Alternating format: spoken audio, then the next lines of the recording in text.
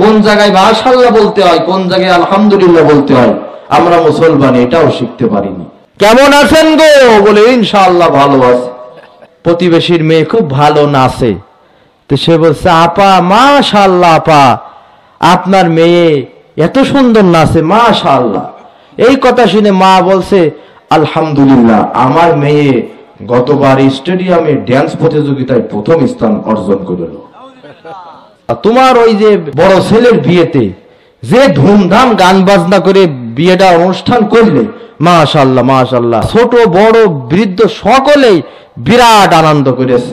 এই কথা শুনেও আনন্দে বাকবাক হয়ে বলছে যে আল্লাহর কাছে দোয়া করেন জানো ছোট ছেলেটার বিয়ে এর চাইতে ধুমধাম করে দিতে পারি। ও যে কি জন্য দোয়া চাই তাও বোঝে না, ও যে কি বোঝে না এইটাও বোঝে না।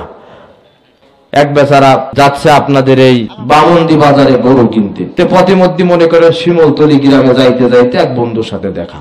তো বন্ধু বলছে যাচ্ছ কোথায়? বলছে আমি তো যাচ্ছি বামন্দি বাজারে গরু কিনতে। তো গরু কিনতে যাচ্ছ ভবিষ্যতের কাজ, ভবিষ্যতের কোনো কাজ করতে হলে যাইতে হলে জোরে বলেন তো কি বলা লাগে? কি বলা লাগে? ইনশাআল্লাহ।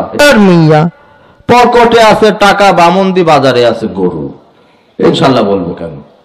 এই অহংকার প্রদর্শন করে বামন্দি বাজারে গরু কিনতে গেছে। গরু ঠিকই করেছে, দামদারও হয়েছে। এবার পকেটে টাকা বের করতে যেয়ে তাকে পকেট ছিঁড়া, পকেট মার টাকা নিয়ে ভাগছে।